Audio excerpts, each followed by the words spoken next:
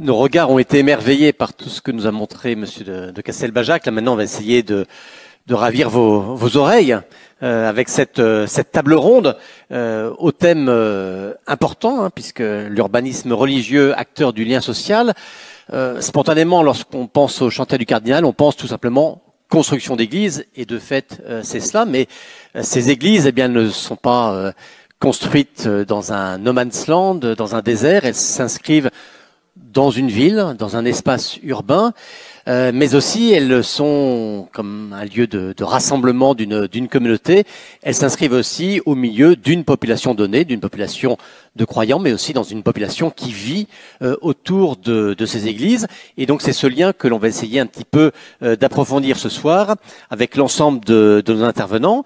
Donc je vais vous les citer avant de leur donner la parole à chacun. Donc Isabelle Saint-Martin, vous êtes historienne de l'art, historienne des religions également, directrice d'études à l'école pratique des hautes études. Elisabeth Ruchot, vous êtes chez vous, si j'ose dire, hein, puisque vous êtes maître de conférence à l'Institut catholique de Paris, dans cette maison, et vous êtes spécialiste d'histoire médiévale.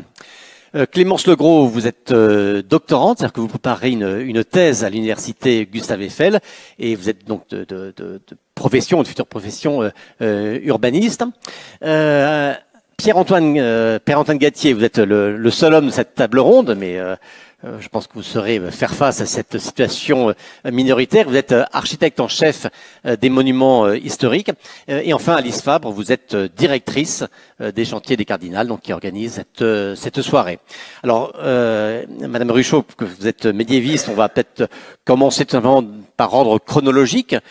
Finalement, est-ce que depuis le temps des cathédrales et de toutes les églises construites à cette époque-là, les églises ont toujours été pensées dans un espace donné? Est-ce que ce lien entre les églises comme bâtiment et leur environnement urbain mais aussi humain a toujours été pensé par les constructeurs? Effectivement, enfin, l'église en tant que telle, le terme d'église vient d'ecclésia, ce qui renvoie à l'assemblée.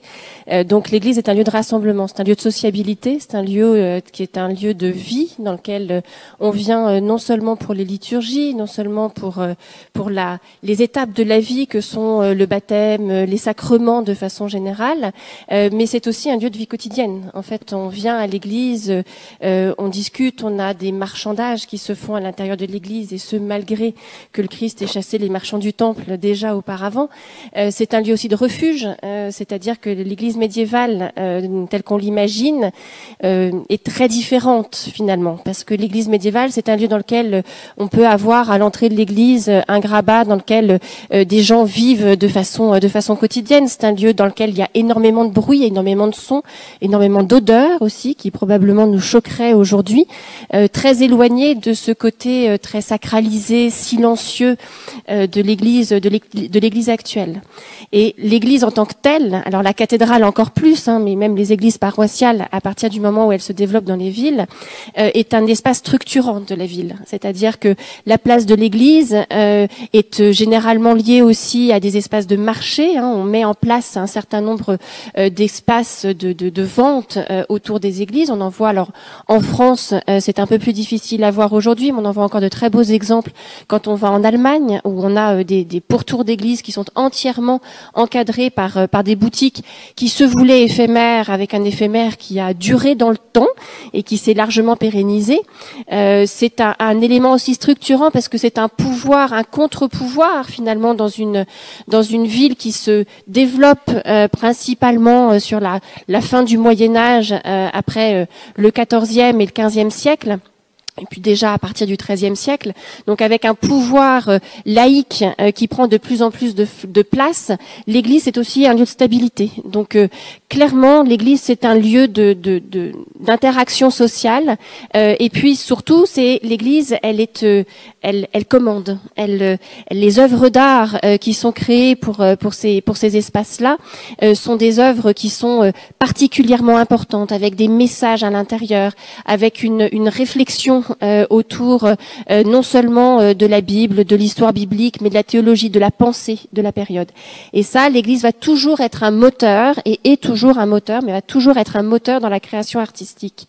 Et donc un lieu dans lequel on se retrouve, dans lequel on peut discuter, dans lequel on a ce lien de sociabilité qui est en train de se créer. Merci. Isabelle Saint-Martin, quand on pense au chantier du Cardinal, donc on va bientôt fêter le centenaire dans quelques années, on voit que cette œuvre a couvert des moments très différents de l'histoire de notre société, de l'histoire de l'Église elle-même, les constructions des années 30 dans un contexte très missionnaire, des mouvements d'action catholique, etc. On a connu ensuite, dans les années 70, des phases plus d'enfouissement où il y avait presque le refus de toute visibilité. On voit aujourd'hui qu'on revient, au contraire, à un souci d'identité et d'affirmation plus fort. Est-ce que ça veut dire que cette réflexion sur la place de l'Église dans la ville et dans la société a évolué au cours de ces années?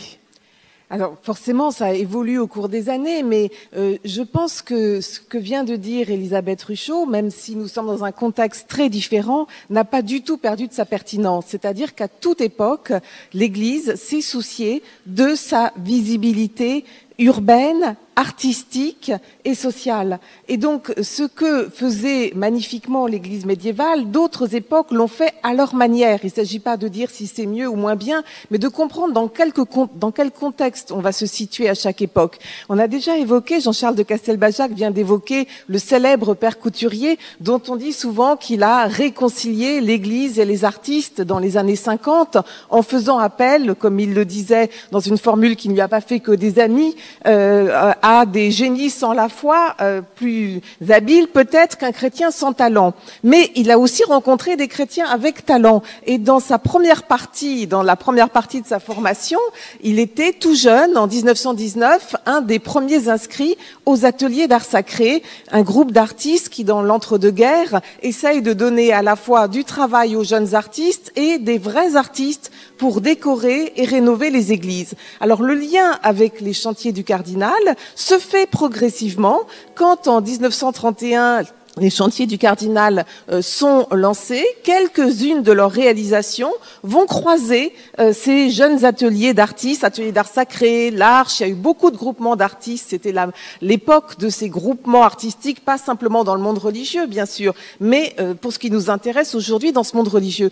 Et je trouve que c'est très intéressant de voir que les chantiers du Cardinal ont réalisé parmi des églises les plus exceptionnelles et les plus spectaculaires, à côté de quantité d'églises modestes dont le but était d'abord d'apporter des lieux de culte dans toutes les banlieues, dans toutes les zones où l'urbanisme religieux n'était pas encore réalisé. J'en donne un exemple. L'église du Saint-Esprit, elle est commencée par le cardinal Dubois, la crypte, mais c'est le cardinal Verdier qui, après la mort du cardinal Dubois, relance la construction confiée à Paul Tournon, qui va prendre l'allure d'une inspiration de Sainte-Sophie.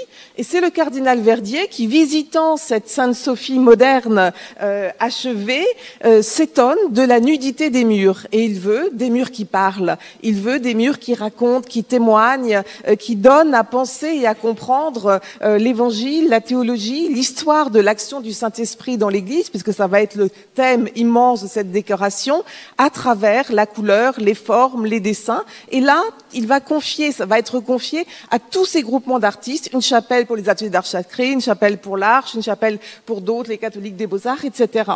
Et Paul Tournon n'est pas n'importe qui. C'est un architecte prix de Rome qui va être professeur à l'école des Beaux-Arts. Et le même Paul Tournon a aussi l'idée pour une autre église de ces années 30, Notre-Dame des Missions, signe d'Anguien.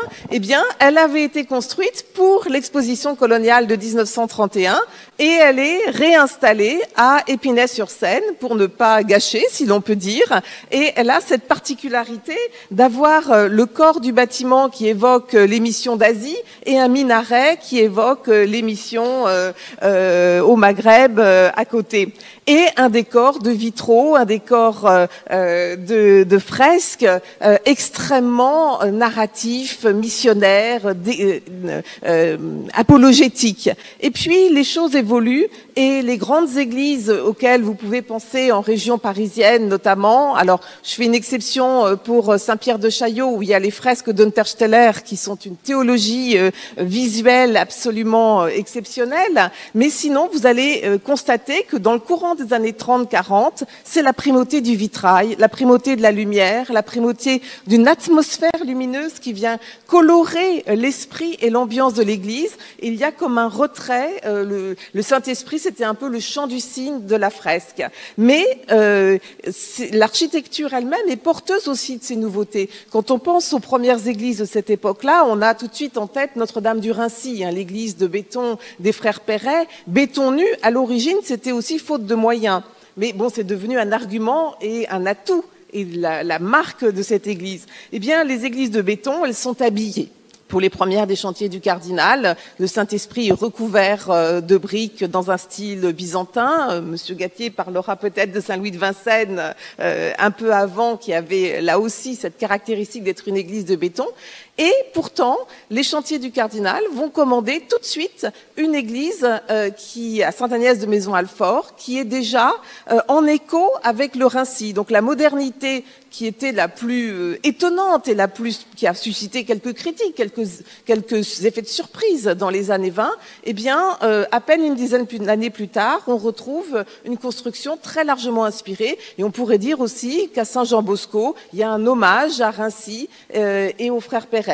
Bon, alors la suite, je ne vais pas la raconter à toute allure comme ça, mais bon, c'est vrai, vous l'avez dit, c'est vrai que le but, c'est d'aller vers les quartiers populaires, de construire de façon parfois plus modeste, et puis de se plier aussi aux évolutions des années 60, à cette idée d'un témoignage discret, du levain dans la pâte, du sel de la terre, d'une église qui s'enfouit un petit peu. Et on retrouve cela, je fais un grand bond jusqu'aux exemples les plus contemporains, on retrouve cela, cette ambition, dans les maisons d'église, une forme originale qu'accompagne les chantiers du Cardinal depuis ces dernières années, c'est-à-dire pas tout à fait une église paroissiale, mais un lieu qui est ouvert à différents types de regroupements et aussi de cultes. Et je donne un exemple tout récent, la maison Ozanam dans le 17e. Donc on est en sous-sol, enfin pas en sous-sol, mais au rez-de-chaussée d'un immeuble. Donc cette idée de l'enfouissement dans le terrain, dans la discrétion est bien présent, mais avec une visibilité retrouvée, un signe de croix très net, un fond rouge et l'idée aussi de transparence qui fait le lien avec la population urbaine environnante. Voilà, j'aurais beaucoup d'autres exemples à donner, mais peut-être pour la fin. Pierre-Antoine Gattier, question naïve, question de Béotien. Un architecte en chef des monuments historiques, comment regarde-t-il une église comparée à de l'architecture civile, comparée aux monuments liés au pouvoir, consacrés, etc. Quel regard spécifique portez-vous sur une église?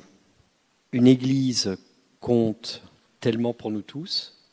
Alors, je suis architecte en chef des monuments historiques, mais je suis un architecte en chef chrétien, catholique. Et peut-être que restaurer des monuments, c'est une manière de vivre ma foi.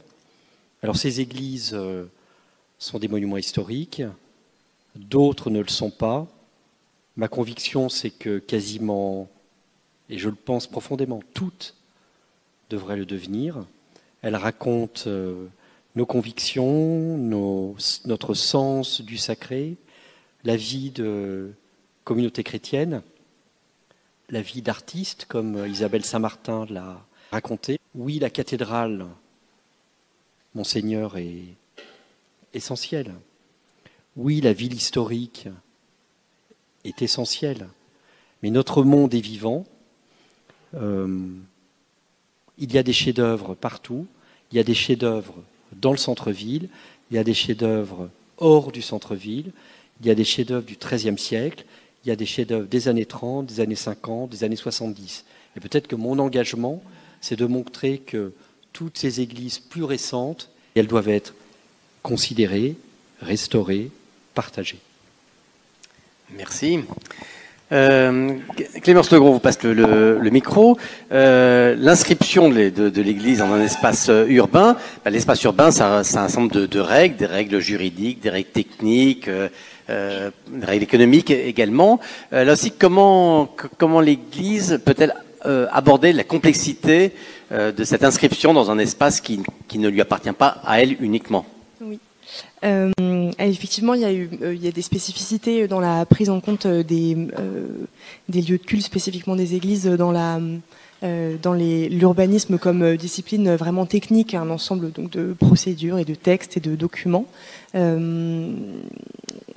Ce qui est intéressant, alors il y aurait plein de choses à dire sur la manière dont on prend en compte en urbanisme les églises, mais pour moi l'intérêt particulier ce soir c'est de parler peut-être de ce qui révèle en sous-texte la prise en compte du rôle des églises dans le monde social et justement cette dimension de lien social et de participation à la vie locale et à la vie communautaire, favoriser certains projets en les rendant plus accessibles en mettant à disposition du foncier, donc des terrains.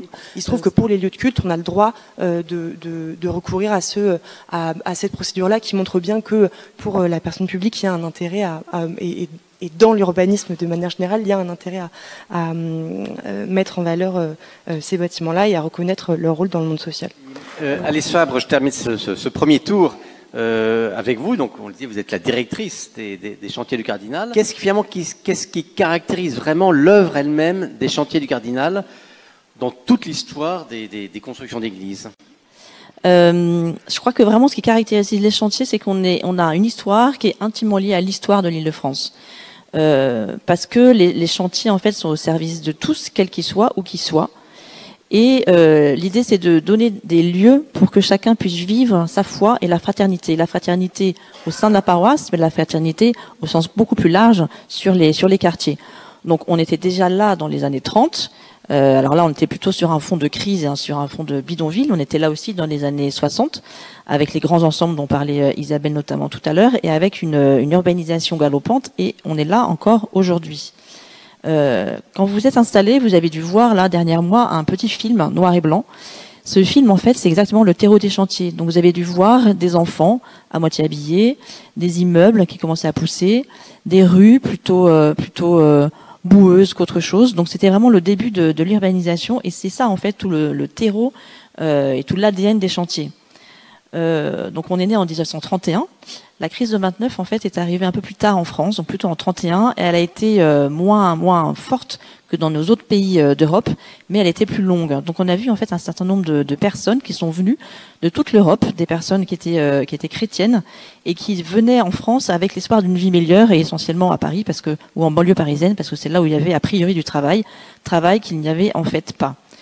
Donc, le clergé à ce moment-là s'est dépêché auprès de ces pauvres en se disant il faut absolument qu'on arrive à faire quelque chose, parce que, et par ailleurs, donc l'idée avec cette démographie galopante, c'était qu'ils avaient estimé à 3 millions le nombre de personnes qui ne pouvaient pas aller à la messe faute de lieu de culte. Donc c'était important. Donc c'est là où Monseigneur Verdier, donc le fondateur des chantiers du Cardinal, a eu cette inspiration. Il s'est inspiré en fait de la doctrine sociale de l'Église de Léon XIII à l'époque, et il s'est dit oui, on va donner le bon Dieu à tous ces pauvres, mais aussi et surtout on va donner du travail pour faire vivre la famille dans la dignité, dans l'honnêteté et dans l'honneur. Ça, c'était vraiment ces deux pans. Ce que j'ai retrouvé d'ailleurs dans une affiche où il est écrit « Chômage, chômage, chômage. Pour le combattre, ouvrons de nouveaux chantiers d'église. Un chantier ouvert, c'est du travail pour près de 30 corporations ouvrières. Souscrivons généreusement pour donner à l'ouvrier du travail et des églises. » Alors, il a utilisé tous les moyens de communication dont les meilleures agences de pub seraient aujourd'hui vraiment jalouses. Il a levé un emprunt de plusieurs millions de francs, et en un temps record, il a été recouvert. Donc ça, c'est vraiment l'intuition du cardinal Verdier, c'est cette forme de lien social. Et ce lien social, il est encore là aujourd'hui, et c'est vraiment les deux piliers des chantiers du cardinal, urbanisme et lien social. Si on revient un petit peu en arrière, on va retrouver ce dont vous parliez Isabelle tout à l'heure, à savoir la partie d'abord des chapelles de secours qui avaient été créées sur des lieux comme par exemple Fontenay-aux-Roses où dans les années 30 c'était une plaine avec des maraîchers, quelques cabanes.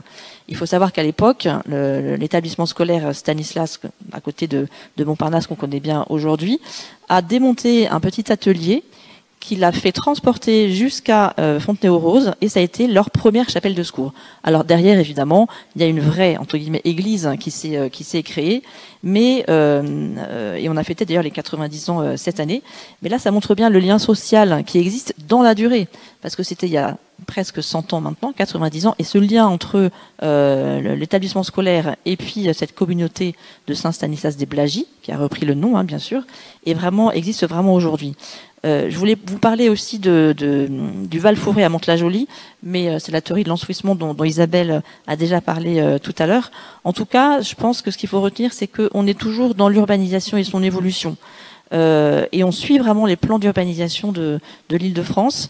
La prochaine église qui va être construite bientôt, c'est Saint-Colomban. Saint-Colomban, en fait, c'est l'église qui va être sur le Val d'Europe, qui va être donc à côté de Disney. Donc là, on a une ville nouvelle qui se crée de manière très très rapide, et donc on implante une église ici. Donc l'idée, c'est vraiment continuité des chantiers, du lien social qui se crée et adaptation au temps, à l'époque et à la géographie qui est là. Voilà. Donc, on a besoin d'une urbanisation qui soit vraiment humanisée. On a besoin aussi d'avoir le bon Dieu dans nos quartiers. Et ça, c'est tout le travail des chantiers du Cardinal. Merci.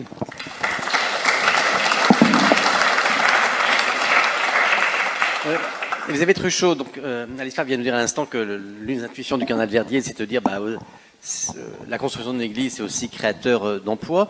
J'ai mis que c'était vrai plus encore dans des périodes anciennes. Est-ce que on peut dire que l'urbanisme religieux a irrigué toute une économie, en tout cas toute une économie urbaine pendant des siècles, ou pas? Oui, bien sûr. La construction d'une église, alors d'une cathédrale encore plus, mais d'une église paroissiale, c'est un chantier qui est énorme, qui dure dans le temps. Hein. Les cathédrales sont construites dans la durée, avec des plans qui vont être modifiés, des accidents aussi sur un certain nombre qui vont faire que on va avoir des chantiers qui vont s'étendre dans la durée. Hein. Notre-Dame de Paris étant un exemple du type sur un chantier qui, mis bout à bout, atteint les 100 ans.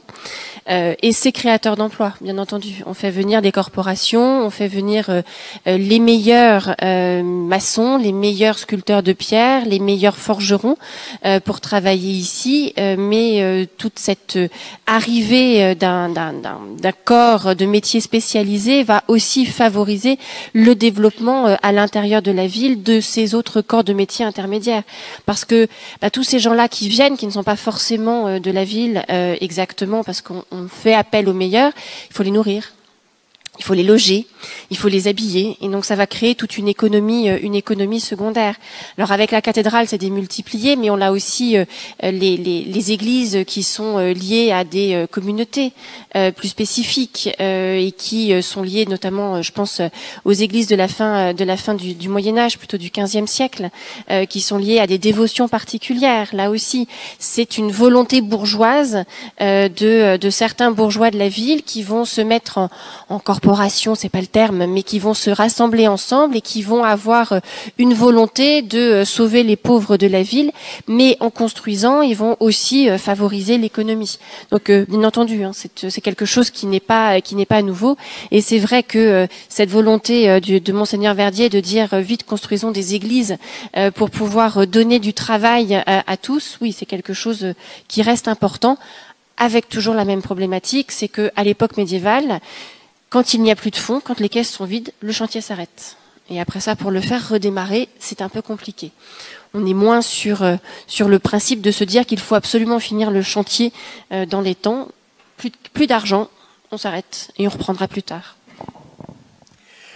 Pierre-Antoine Gattier, tout à l'heure, vous nous disiez que toutes ces églises avaient chacune leur valeur, qui est bien sûr la cathédrale, mais toutes. Bon, c'est vrai que beaucoup d'églises, y compris récentes, ont un beau patrimoine, que ce soit par les vitraux, par la statuaire, par l'architecture, etc. Pour autant, j'allais dire, est-ce que tout se vaut? On a construit des églises, on a embelli des églises, mais il y en a d'autres qui ont disparu, même parfois même des anciennes églises qui avaient pourtant leur valeur, qui ont été remplacées par des églises plus belles, plus grandes. Est-ce que vous pensez qu'il faut, j'ose pas dire figer, mais conserver l'intégralité de ce patrimoine-là, ou est-ce qu'il faut que lui aussi témoigne de sa vie dans toutes les dimensions? Monseigneur, comment je m'en sors? Sans aucun sentiment de nostalgie, je pense que toutes ces aventures architecturales doivent être regardées et considérées. Vous avez dit, monsieur, il y a sans doute des chefs-d'œuvre. Je pense qu'il y a beaucoup plus, j'accompagne votre propos, je ne viens pas en contradiction, je pense qu'il y a beaucoup plus de chefs-d'œuvre que nous le pensons. Apprenons à regarder, apprenons à comprendre. Les récits qui nous sont faits nous expliquent bien qu'il y a les églises des années 30, un enthousiasme incroyable, une réponse à la crise de 29. J'ai entendu parler de ces églises de l'enfouissement. Ces églises de l'enfouissement, si vous les regardez comme étant la réponse à un moment donné, ce sont de très beaux enfouissements. Et donc, ma conviction, c'est que oui, il y a beaucoup de chefs-d'œuvre. Et nous avons oublié de les regarder.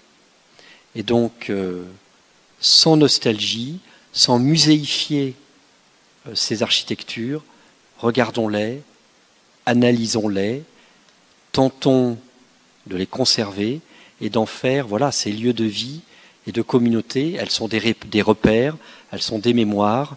Voilà, je pense que ces vies doivent continuer. Et beaucoup doivent être des monuments historiques. Et vous avez quelques coups de cœur particuliers à nous faire partager?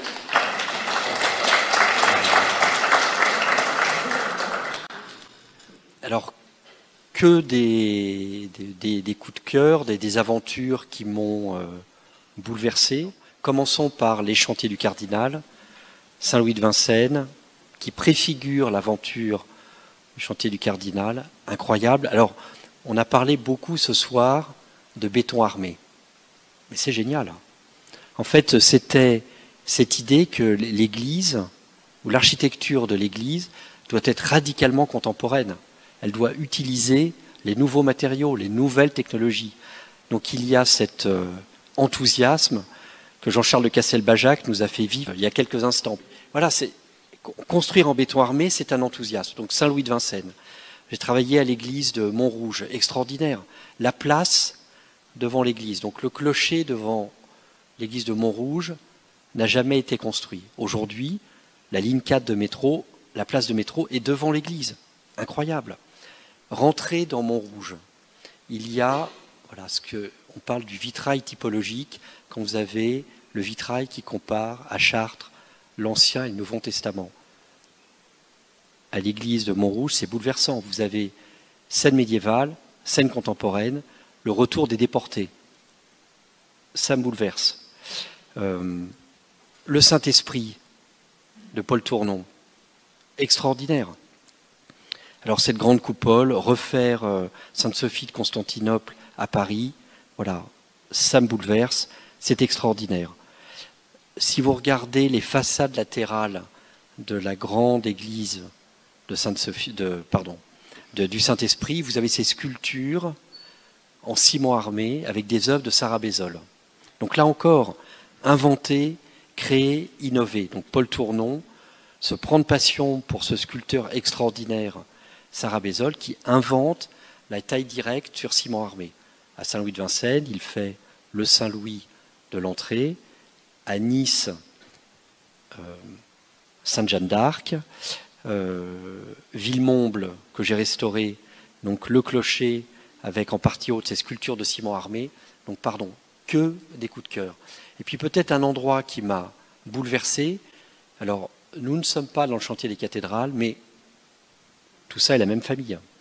Donc, Notre-Dame de tout le monde, à Noisy-le-Grand, à Tédé-Carmonde, qui était une chapelle de bidonville, et sur la question de l'écriture sacrée. Bidonville, c'est des abris qui ressemblent à des demi-bidons qui étaient faits en ciment, en fibro-ciment. Et puis le père Brzezinski dit, au milieu de ce bidonville, il faudrait qu'il y ait un lieu sacré. Et donc finalement, qu'est-ce que c'est qu'une église? Eh bien, c'est le même matériau, c'est du fibrociment, mais il va prendre la forme ogivale. Il existe des formes, depuis les temps les plus anciens, qui inscrivent l'église. Si vous regardez, cette chapelle va être déplacée, elle n'est pas une grande église, ce n'est pas Saint-Saint de Toulouse, ce n'est pas Sainte-Foy de Conques, mais pour moi, elle compte autant.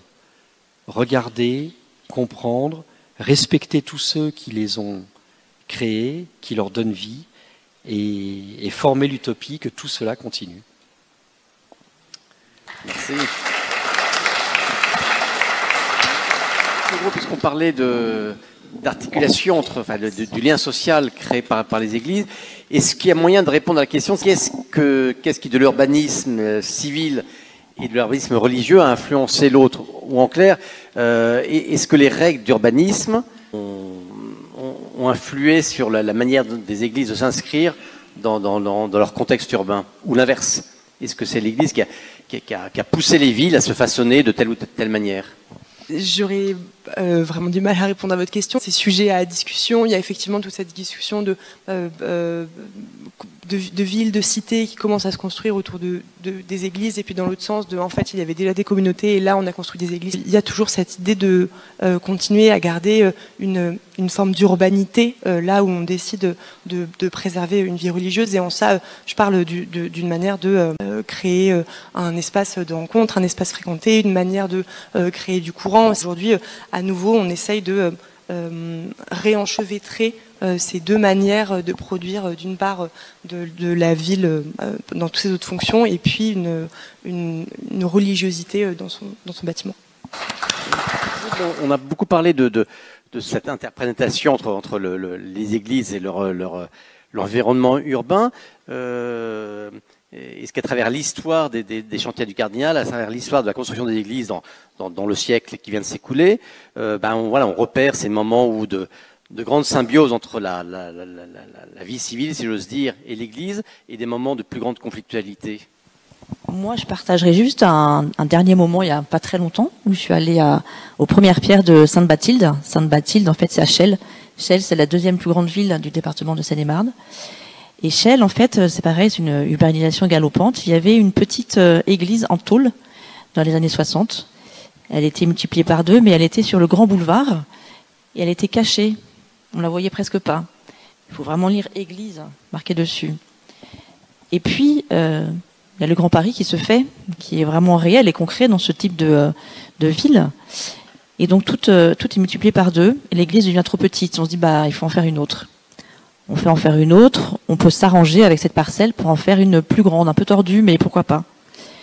Et puis là-dessus, le maire dit, non, mais en fait, j'ai un promoteur immobilier qui veut faire un grand immeuble sur la place, la grande place à côté du Grand Parc. Finalement, et si on échangeait de parcelles? Voilà. Donc les parcelles sont échangées, les premières pierres ont été posées, et ça se construit.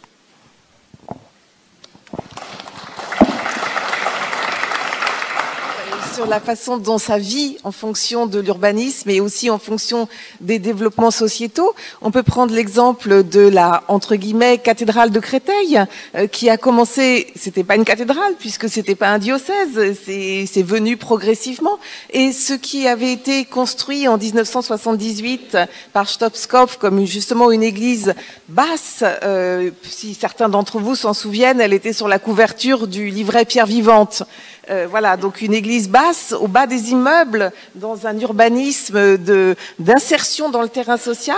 Eh bien, dans les années 2000, 2010, 2015, elle a été achevée, je crois. Architecture Studio, le cabinet d'architecture qui a fait Notre-Dame de l'Arche d'Alliance et qui avait eu un très bon rapport avec Monseigneur Lustiger, a été chargé de déployer, comme on dit, la cathédrale de Créteil, en gardant la même surface au sol, en gardant le soubassement. Je pensais à ces églises médiévales où on reconstruit, on ajoute, mais il y a un élément de base qui va rester. Et c'est exactement ça qui s'est passé à Créteil. On a gardé le socle de base, et puis il y a ces deux grandes coques de bois qui ont développé une forme ovoïde, un peu en ellipse, avec un clocher mât, qui donne beaucoup de visibilité, mais cette visibilité qui est le bâtiment le plus bas de l'ensemble des immeubles environnants. On a inversé le rapport de l'église à la cité. C'est pas la tour la plus haute, en l'occurrence là, c'est peut-être une des plus basses, mais elle est parfaitement signifiante. C'est un geste architectural qui lui donne beaucoup de sens,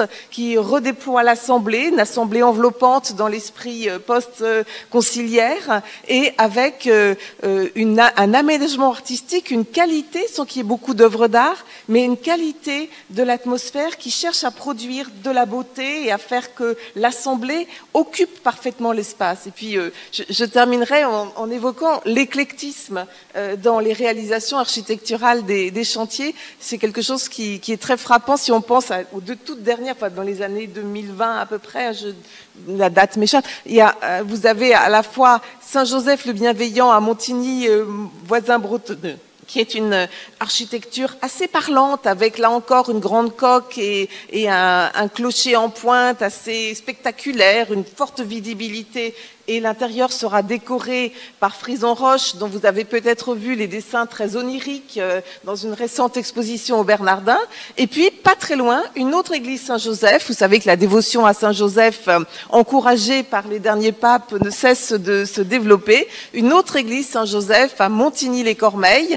Et là, au contraire, on a un bar totalement rectangulaire, avec des arêtes bien marquées, quelque chose d'une très grande sobriété, avec un mur de lumière de Thierry Boissel, et ce mur de lumière, une sorte d'arc-en-ciel, et c'est pour ça que j'y pense, ça fait écho à ce que disait Jean-Charles Castelbajac pour ouvrir notre rencontre, une sorte d'arc-en-ciel qui évoque la diversité, la multitude de la communauté qui est présente dans cette cité, et un élément signal qui est avancé sur la rue, puisque cette église totalement rectangulaire, géométrique, est un petit peu à l'arrière-plan. Vous voyez que on peut trouver à 2 ou 3 années d'écart à peine des types architecturaux très différents et qui pourtant sont porteurs de cette idée d'une visibilité, d'une annonce, d'une dimension kérigmatique retrouvée de l'architecture dans l'espace urbain.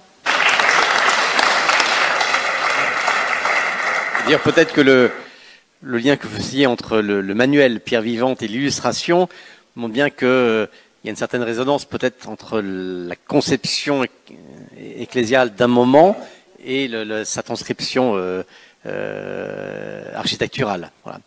Je pense que des questions pendant que les uns les autres s'exprimaient sont arrivées. Donc Au Moyen-Âge, la cité se construit autour d'un sanctuaire.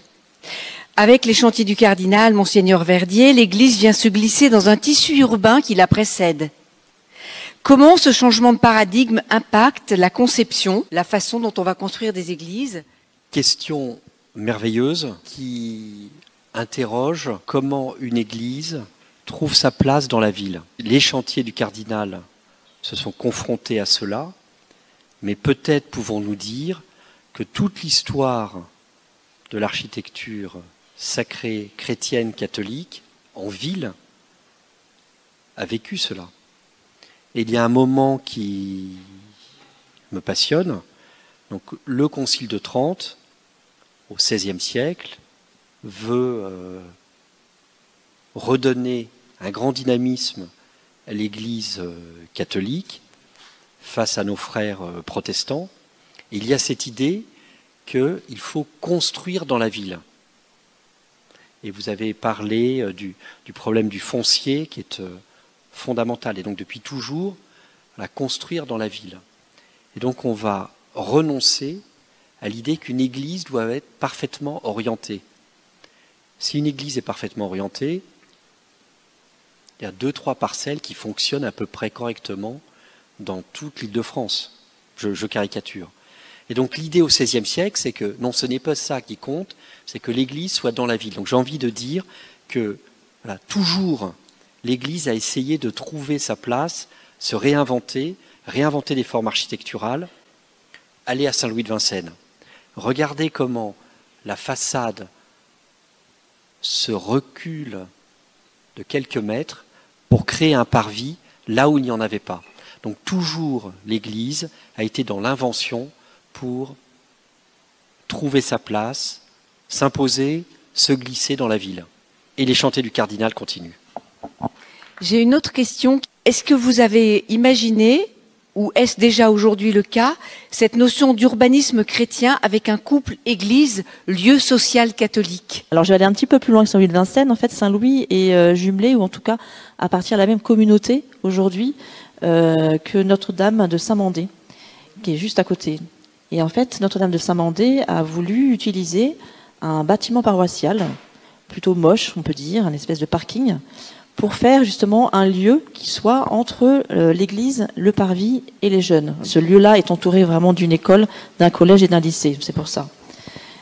Et en fait, ils ont ouvert ce qu'on appelle aujourd'hui le café, la canopée, Café Saint-Mandé. Je vous conseille vraiment d'y aller parce que surtout quand il fait beau comme aujourd'hui, c'est très agréable. Vous avez un café un peu comme tout le monde au rez-de-chaussée, et puis en haut, vous avez un rooftop, pardon. Et un petit peu partout, vous avez des paroles de l'Évangile. Et en fait, ce lieu, il est tenu par 2 permanentes et 60 bénévoles. Ces bénévoles, c'est des bénévoles qui sont issus de l'église Saint-Mandé à côté, mais aussi de tout le quartier, pas seulement des personnes qui vont à la messe. Et qu'est-ce qui vient dans ce café? C'est les jeunes du quartier. Certains d'ailleurs sont bénévoles et servent à leurs étudiants, enfin à leurs collègues des cafés. C'est un café normal, hein, et ça casse pas les prix, donc on est tout à fait dans la loyauté par rapport au commerce voisin, ça c'est très important. Il se passe aussi, il y a des moments pour des rencontres pour les enfants, pour les mamans, tout ça génère un petit peu d'argent. Ils ont pu construire du coup des douches qui sont ouvertes aux personnes de la rue qui sont dans le quartier. Ils ont pu aussi ouvrir un food truck qui va dans le bois de Vincennes et qui pareil distribue et échange avec les personnes qui habitent malheureusement dans ce bois.